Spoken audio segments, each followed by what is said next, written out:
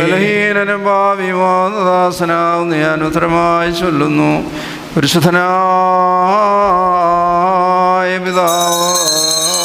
പരിശുദ്ധൻ, പരിശുദ്ധനായ പുത്രൻ പരിശുദ്ധൻ, ജീവനും വിശുദ്ധിയുമുള്ള റൂഹ പരിശുദ്ധൻ, താൻ നമ്മുടെയും നമ്മുടെ മാതാപിതാക്കന്മാരുടെയും സഹോദരീ സഹോദരങ്ങളുടെയും നേതാക്കന്മാരുടെയും ഗുരുക്കന്മാരുടെയും വാങ്ങിപ്പോയവരുടെയും വിശുദ്ധിമാസമുള്ള അതിൻ്റെ സഭയുടെ മക്കളാകുന്ന വിശ്വാസികളായ സകല വാങ്ങിപ്പോയവരുടെയും ആത്മാക്കൾ മേൽ മനസ്സലിവുതോ നീ കരുണ ചെയ്തുകൊണ്ട് ഭാവിയായ